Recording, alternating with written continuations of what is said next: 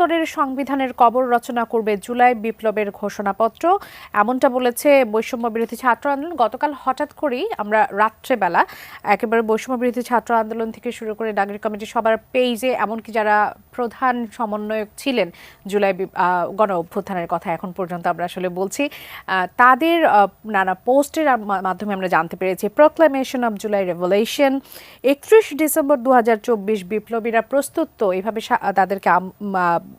তাদেরকে বলা হচ্ছিল। ৩১ ডিসেম্বর শহীদ মিনার, আসিফ মাহমুদ সজীব ভুঁইয়া বলেছেন ৩৬ জুলাই এসে মিলিত হোক ৩১ ডিসেম্বরে। সার্জিস আলম, আসিফ মাহমুদ থেকে শুরু করে আব্দুল হান্নান মাসুদ সবাই শহীদ মিনারে আহ্বান জানিয়েছে, সবাই প্রস্তুত কিনা। Comrades 31 December, now or never, Hasnat আবদুল্লাহর এমন একটা পোস্টও আমরা দেখেছি। কি বুঝতে পারছেন আসলে 5 মাস হয়ে গেছে জুলাইয়ের পর, এখন এসে এই যে জুলাই বিপ্লবের কথা বলা হচ্ছে এবং বলা হচ্ছে যে ৭২ সংবিধানের কবর রচনা করা হবে, আপনি কি বার্তা পাচ্ছেন এখান থেকে? ধন্যবাদ আপনাকে। ৭২ সংবিধানের কবর রচনা করাই যায়, মানে কোনো সংবিধান এমন কোনো বিষয় না যেটা সেটাকে ধরেই রাখতে হবে।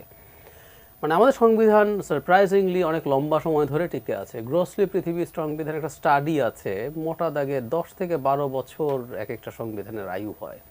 আমাদের তো অনেক লম্বা আছে।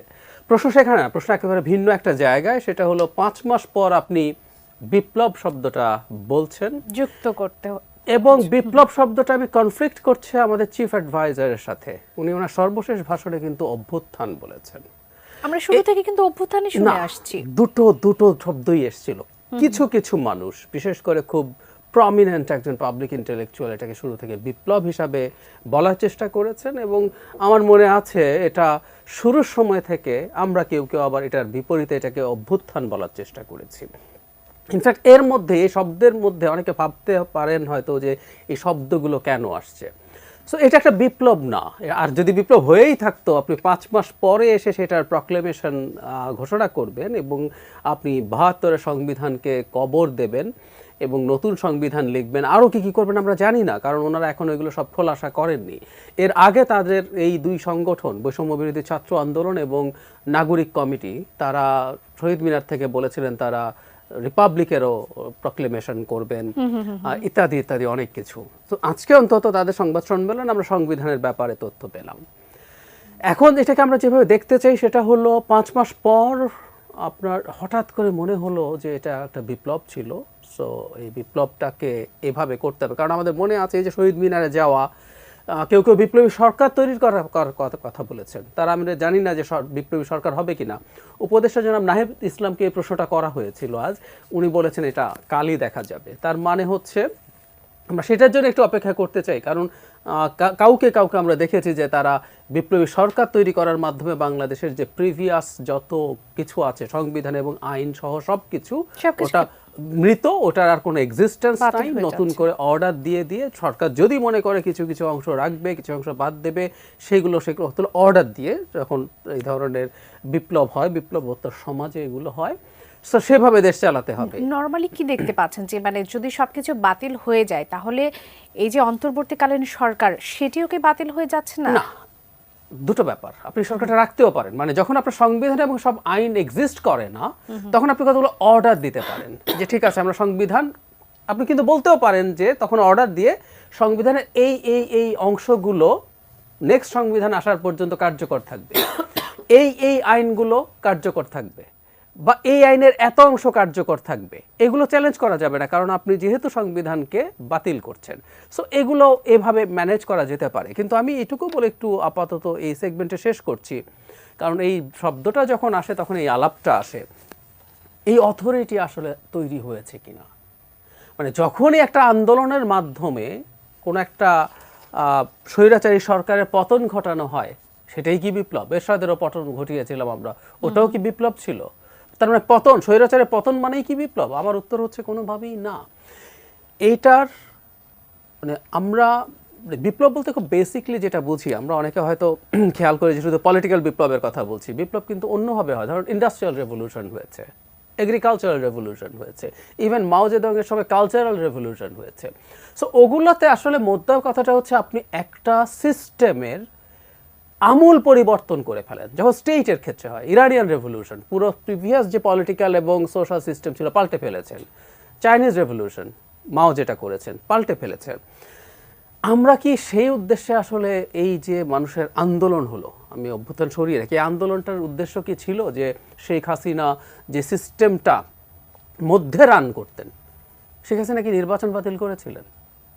মানে আমরা যেরকম রাষ্ট্র দেখতে চেয়েছি, শেখ হাসিনা কোনো কিছু কি বাতিল করেছেন? করেননি। খেয়াল করবেন, নির্বাচন ছিল, নির্বাচন নিয়ে আমাদের প্রশ্ন আছে সিরিয়াসলি। শেখ হাসিনা কি আইন, কোর্ট টোট সব তুলে দিয়েছিলেন? না। শেখ হাসিনা তার মামলা থেকে মুক্ত হয়েছেন। উনি কি বলেছেন আমি মামলা থেকে মুক্ত, কেউ আর কিছু বলবো না? না, উনিও কিন্তু কোর্টে গিয়েছিলেন, কোর্টে গিয়ে হাইকোর্ট থেকে মুক্ত হয়ে এসেছেন। তার মানে যে সিস্টেমটা আছে উনি ওপরে ওপরে দেখাচ্ছেন উনি সিস্টেমটা ফলো করছেন। ইনফ্যাক্ট আমরা ওই সিস্টেমটাই সোফার, আমাদের কিছু মানে ঠিকঠাক করার জায়গা আছে, আমরা বেশ কিছু ঠিকঠাক, কিন্তু ওই সিস্টেমটাই আসলে আমরা চাই। আমাদের অভিযোগ ছিল শেখ হাসিনা এই সিস্টেমটাকে নষ্ট করেছে। আমরা কিন্তু ওই সিস্টেমটাই চাই, কিন্তু শেখ হাসিনাও বলছেন আমি ওই সিস্টেমের মধ্যেই আছি। উনি বলেননি যে আমি নির্বাচিত সরকার, উনি কোনোদিন বলেন না আমার শক্তি আছে আমি গায়ের জোরে থাকবো, বলেন নাই। কিন্তু উনি বলেছেন আমি নির্বাচিত সরকার, আমি নির্বাচনের মাধ্যমে এসেছি।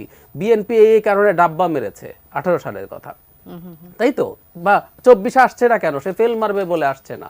সো তার মানে আমরা যে সিস্টেমে দেশটা ছিল, শেখ হাসিনাকে সরিয়ে নতুন কোনো সিস্টেম আমরা আসলে চালু করতে চাইনি। সে কারণে এটা কোনোভাবেই রেভলিউশন না, এটা একটা মাস আপরাইজিং বা গণ অভ্যুত্থান ছিল। ব্যারিস্টার রুমিন ফারহানা, একই বিষয়ে মানে আপনার চিন্তা ভাবনা বা বিএনপি আসলে কি ভাবছে এটাকে?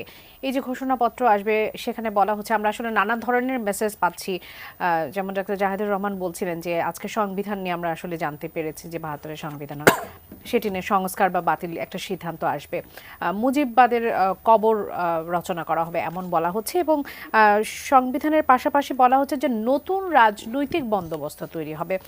বিএনপি আসলে কিভাবে দেখছে এটিকে? আপনাকে অসংখ্য ধন্যবাদ। আমি জানি না বিএনপি কিভাবে দেখছে, আমি আমার মতটা বলতে পারি। আমি সামনে খুবই অস্পষ্টতা দেখছি, আমি সামনে কেওস দেখছি, আমি সামনে বিভিন্ন পক্ষের মধ্যে দ্বন্দ্ব দেখতে পাচ্ছি। আমি খুব পরিষ্কার এবং স্বচ্ছ কোনো ছবি সামনে দেখতে পাচ্ছি না। কেন প্রশ্ন যদি করেন, তার জবাব হচ্ছে ডে 1 থেকে আমরা দেখেছি স্টুডেন্টদের মধ্যে থেকে এক ধরনের আওয়াজ এসছে, তারা পুরনো সিস্টেমটাকে বাতিল করতে চায়।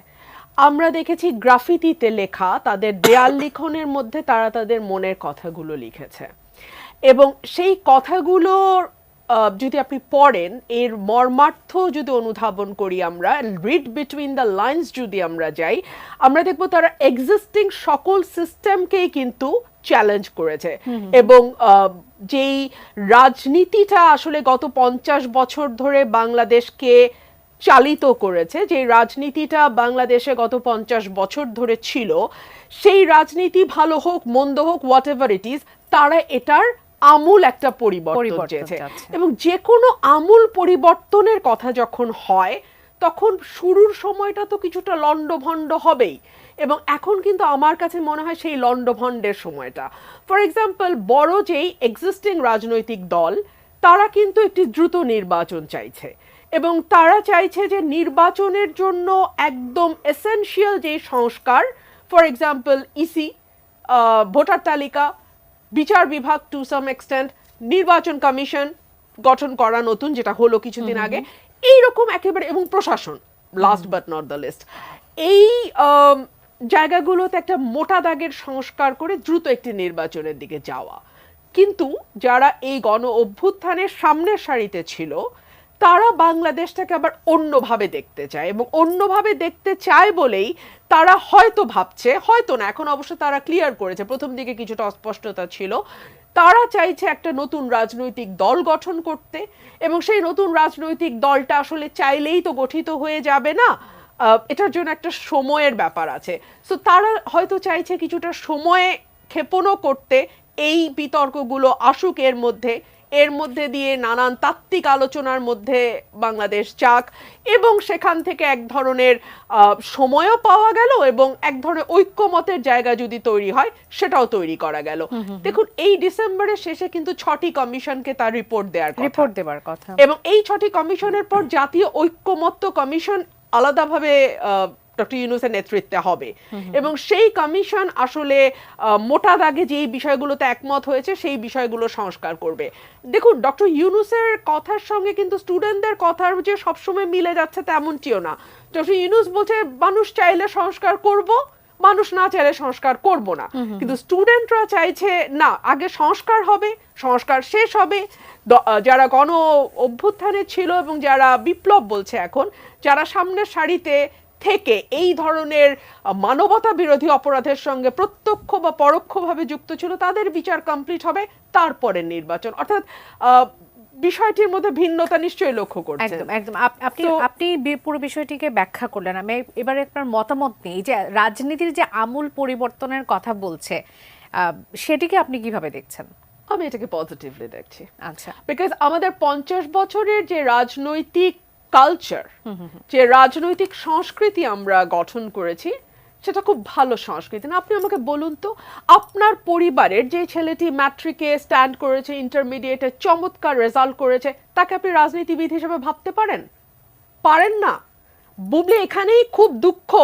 দেশের পলিসি মেকার যারা হবে, রাষ্ট্র গঠন যারা করবে, রাষ্ট্র মেরামত যারা করবে, মানুষের ভবিষ্যৎ যারা নির্ধারণ করবে, তাদের মধ্যে আমরা মেধাবীদের ভাবতে পারি না।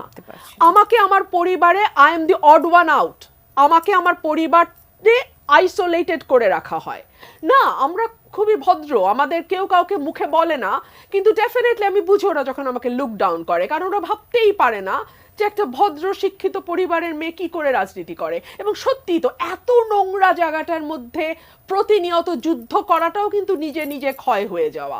সো আমি মনে করি একটা কালচারাল চেঞ্জ, একটা political change is a must, কারণ দেশটা বহু পিছনে গেছে, আর পিছনে যাওয়া সম্ভবত আমরা এফোর্ড করতে পারি না। সেক্ষেত্রে তো আসলে তখন একটা বিষয়ে চাওয়া পাওয়ার, যখন এখন বিএনপি জামাত দুজনই বলছে যে একেবারে কম সময়ের মধ্যে নির্বাচন, একেবারে যে বেসিক সংস্কারগুলো না করলেন না সেটি করে নির্বাচনের কথা বলছে, কিন্তু যদি রাজনীতির আমূল পরিবর্তন ঘটাতে হয় তাহলে তো সেটি আবার সম্ভব হচ্ছে না।